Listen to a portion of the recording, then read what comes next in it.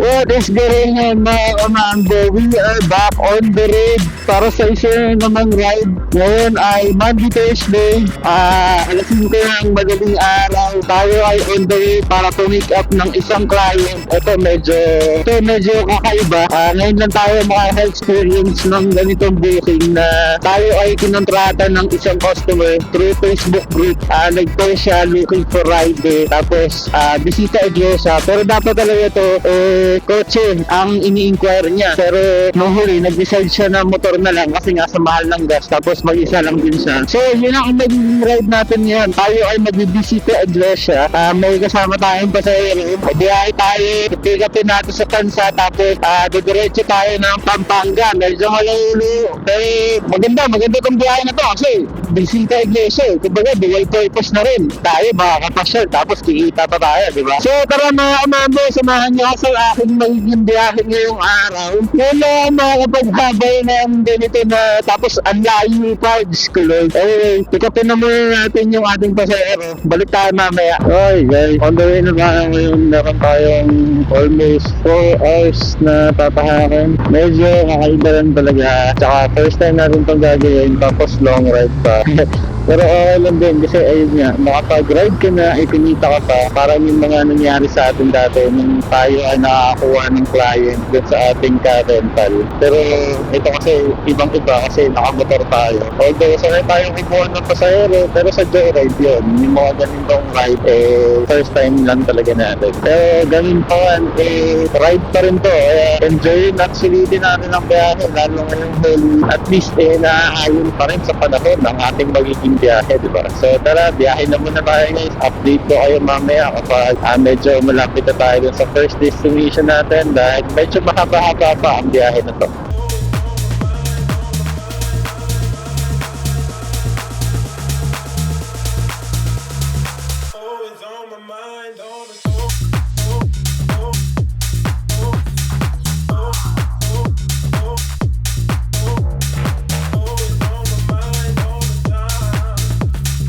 First stopover natin guys, nandito tayo somewhere in Malabon bago mag-Valenzuela. Libre tayo ni sir ng ito. Thank you. Pahinga lang muna kasi medyo masakit na rin ang puwet. Halfway pa lang tayo sa ating biyahe. Meron pa tayong 2 hours and 16 minutes. Although mabilis lang naman. Monday, Thursday. Mabilis lang ang biyahe. Kahit na tayo.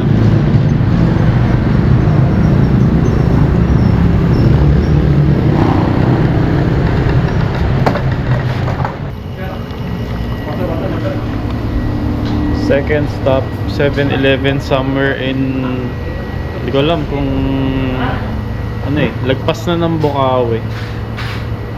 Grabe yung antok ko. Naluluha ako na napipigit, medyo puyat pa kasi tayo guys. Kaya eto, yung ating pampagising sa bawat biyahe, kape ng 7-Eleven.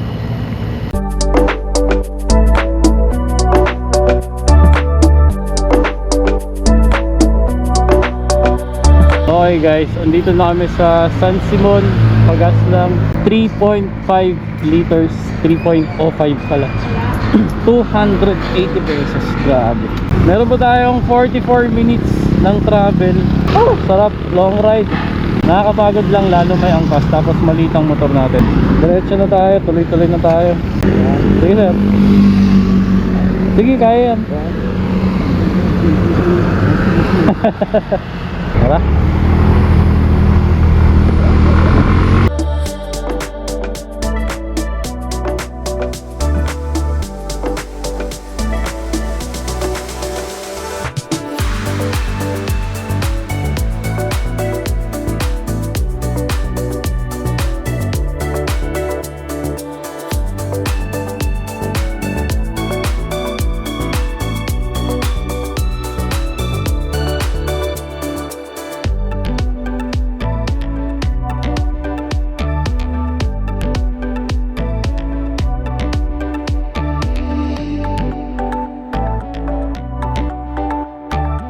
Ganda ah.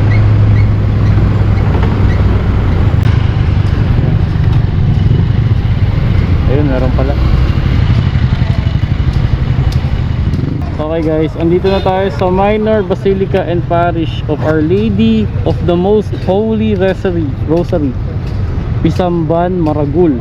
So dito ito sa Angeles City, Pampanga. So tayo guys, hindi na tayo papasok sa bawat simbahan na pupuntahan natin. Sapat na makita natin yung labas. Kasi linggo-linggo naman tayo nagsisimba. Tsaka syempre tayo yung driver, mas pagod tayo. Kaya kapag naglakad ka pa bawat simbahan na pupuntahan, alam mo yun, mas dodoble pa yung pagod natin. So ito na yung pinakapahinga natin. Bawat stop, bawat simbahan, pahinga. Kasi mamaya Bulacan naman, yung mga churches sa Bulacan ang ating pupuntahan kasama ng ating pasahero ngayong araw. Pero sarap sa feeling. Layo, Angeles, Pampanga. Cavite to Angeles. Tapos mamaya Bulacan naman guys. Marami-rami pang simbahan. Okay, done sa first church. Proceed tayo sa next.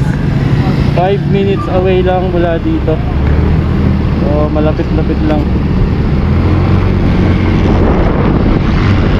Let's go.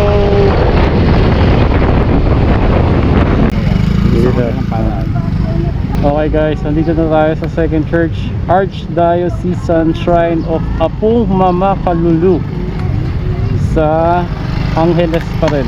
Ayan, ganito guys. Siyempre, hindi natin palalagpasin, ipicturean natin yan. Second church. Nice. Ganda. Bago kami mag-proceed sa next church, which is 34 minutes away, bumili muna ng kape yung aking pasahero sa Paya Street Coffee.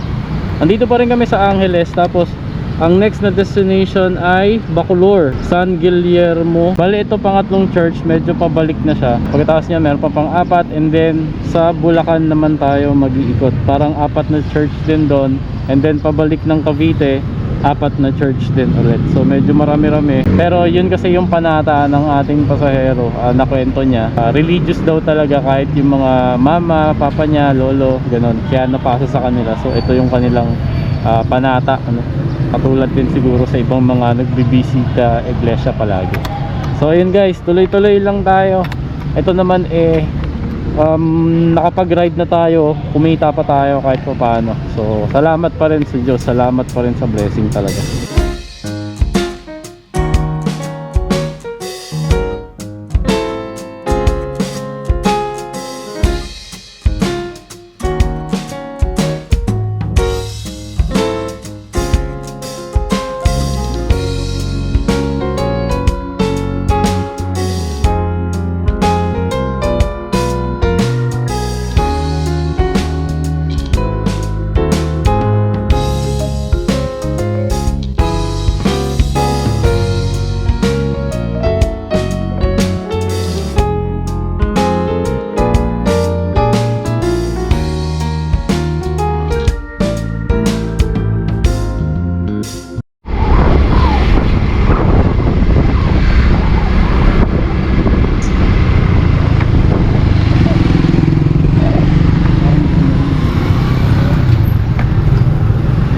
Ito ka sir?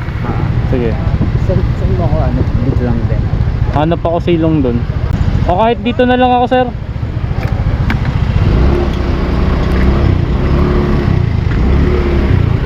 Yeah, dito tayo. So ito, San Guillermo.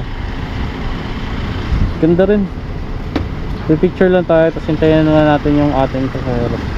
Tapos na tayo sa third church, itong San Guillermo sa Bacolor. Proceed na tayo sa pang-apat. 13 minutes away lang siya, malapit-lapit. Let's go. Sige sir. So far around 150 kilometers na ang ating tinatakbo guys. Kayang-kaya naman yung PNG, wala ka problema.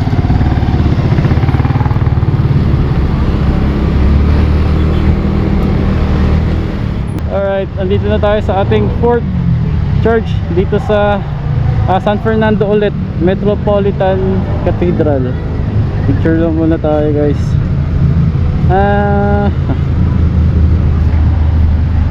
remembrance naman si Pinky. Nice. Okay. Tapos hanap tayo masilungan dahil lintik. Dahil grabe ang init.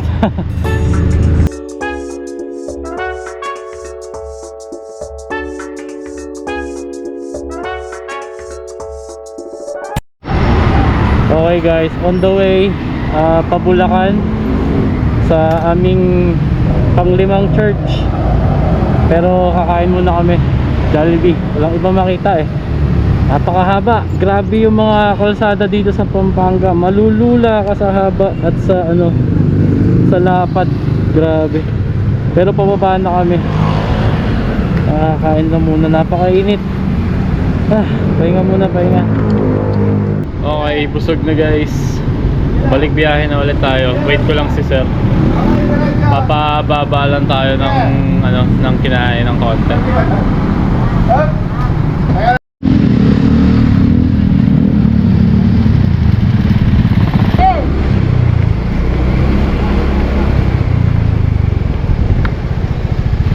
Okay guys, andito na tayo ngayon sa Barasoain. Hindi ko alam yung basa. Sa Malolos. Hanap lang tayo ng spot mag picture. Tapos hanap tayo ng lilim. Tapos na tayo dito sa ating panglimang church dito sa Malolos, Bulacan. So itong ruta namin, unti-unti na siyang pababa hanggang sa makauwi ng Cavite. Next na neto, pag naubos na yung mga church dito sa Bulacan na nakaset na pupuntahan, puro Cavite na church na.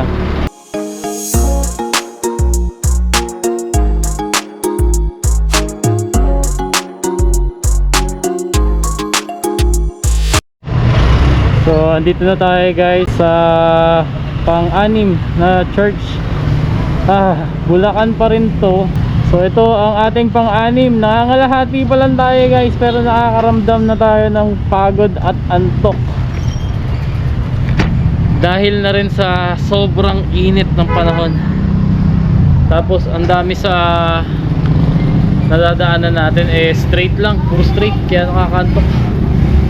Pero kailangan natin magising. Hintayin na natin yung ating pasahero at magkakape muna kami, baka dito na lang din. Yung mga iced coffee lang na nasa bote, para kahit paano magising-gising. Pero ang ganda rin na ito, in fairness naman. Ayan sa guys.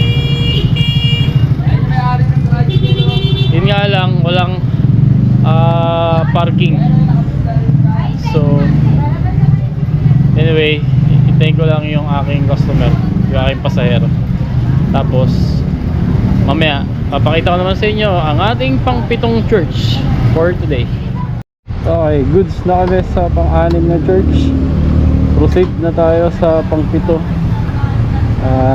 Dito kami sa Malolos. Ang next ay May Kawayan. Tapos susunod nun Obando, hanggang sa makababa na ng Cavite. Let's go. Time check 1:55. At galit na galit ang araw. Tirik na tirik. Let's go.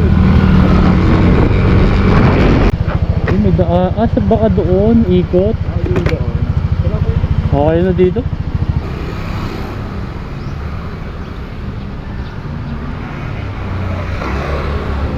Tapos na kami sa pang-7. Proceed tayo sa pang-8, Obando Church. 14 minutes away.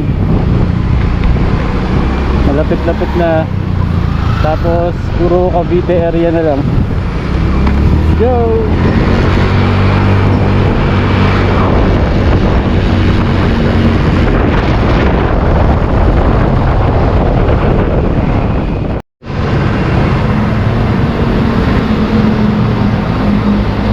Di masyadong butal. Okay. 265.75,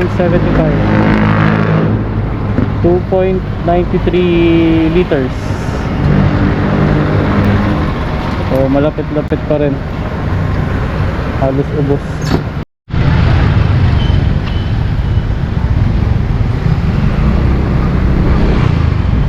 Ito lang ako maghintay sir. Okay guys, andito na tayo sa Obando Church sa Valenzuela. Picture lang muna ulit para may remembrance naman tayo. Tapos na ulit tayo dito sa Pangwalo pala, bali Pangwalo, mali ako nang sinabi kanina. Pangwalo, bali itong Obando Church pala, sakop pa siya ng ng Bulacan, hindi pa siya Valenzuela. Pero kasi meron na kami nadaan ng arko ng Valenzuela kanina. Siguro parang malapit sa border, ganun. Ito medyo mahaba-haba na ulit ang aming biyahe, 2 hours kasi diretso na kami ng Dasma, tapos doon na mag-iikot para sa ibang churches doon. Let's go. Kaya may picture.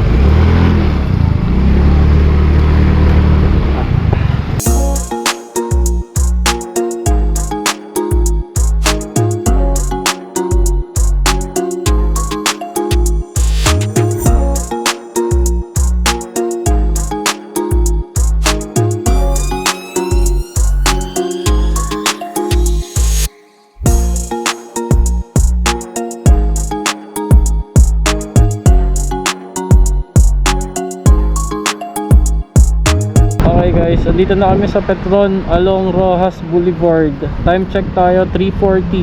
Meron pa tayong 4 na church. Currently, meron pa tayong 1 hour and 4 minutes na travel time doon sa Don P. Campos Avenue sa Dasma, which is malapit na lang sa amin. Pero syempre, hindi pa tayo uuwi kasi 4 na simbahan pa yung ating pupuntahan. And then last, ihahatid natin ulit ang ating pasahero sa Tansa. So baka abutin na rin talaga tayo ng dilim. Pero okay lang, sulit pa rin naman ang araw na to sa kikitain natin. Tsaka ayun nga, nakapagbisita, iglesia ka na rin kahit pa paano. Tapos kumita ka pa, diba? So siguro balik tayo mamaya kapag nasa Cavite area na tayo ulit.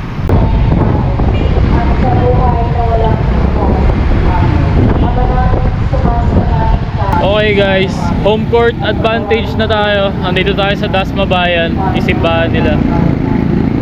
Time check 4:41. So ito na ang ating pangsyam na simbahan kasama ang ating pasahero. Tapos meron pa tayong 3. Grabe, pagod, pero okay lang. Trabaho pa rin naman to, kaya sulit pa rin naman. Oh, last 3. Check na natin kagad kung saan ang susunod. Pahinga muna konti. Abutin na rin talaga tayo ng dilim, pero laban lang.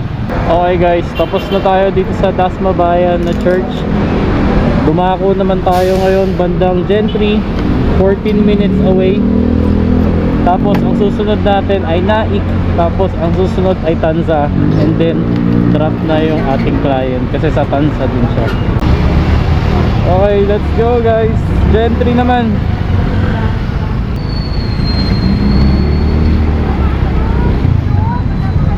Hello sir. Pang ilan na ba?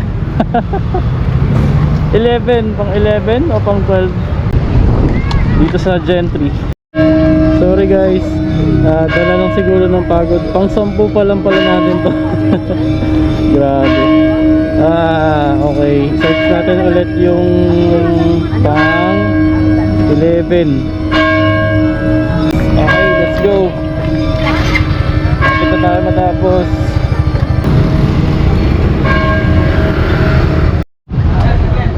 Okay guys, nandito na tayo sa Naik.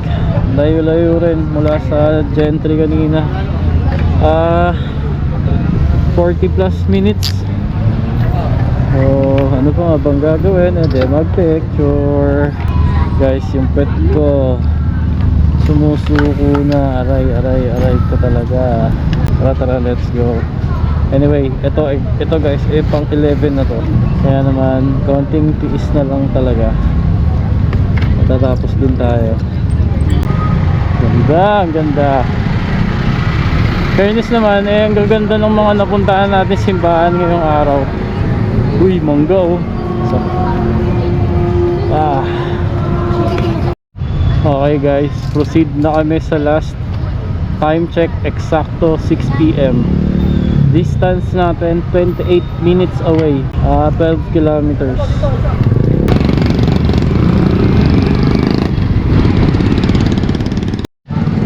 Guys, sa sobrang pagod, di ko na na-videoan yung last na church, pero ito yung picture. Okay, pagas na tayo, last gas up. So ito ay cost pa rin ng client syempre, as per usapan. Tapos malapit na lang din yung kanilang bahay dito, ida-drop na lang natin. Pagod na. So pagka-drop, diretso uwi na muna tayo at doon tayo magkwentuhan sa mga possible na magiging ganap dahil dito sa trip na ito. So see you sa bahay. At andito na nga tayo sa bahay, guys.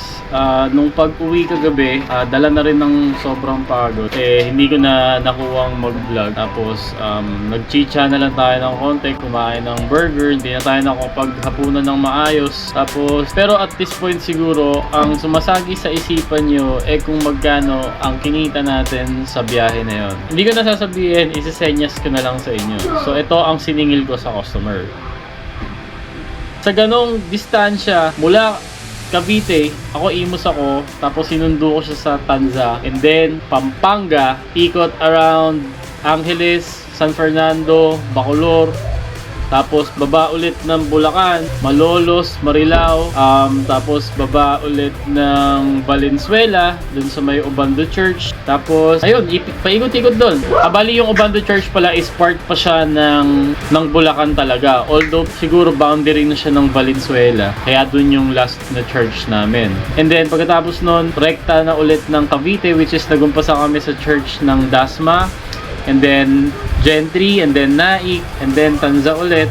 Tapos yung last church, ayun yung hindi na ako nakapag-video kasi nga nakakalimutan ko na rin, dala na rin ng pagod.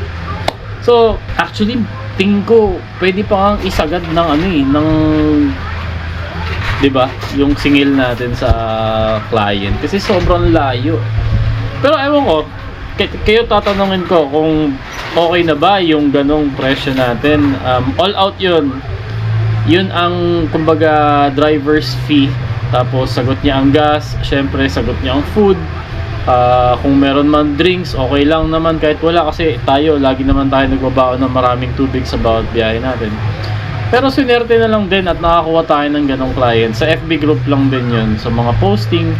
Ayun, so siguro itutuloy natin ang paghahanap ng ganong klaseng mga biyahe, pero pag-uusapan natin yan sa mga susunod na video pa.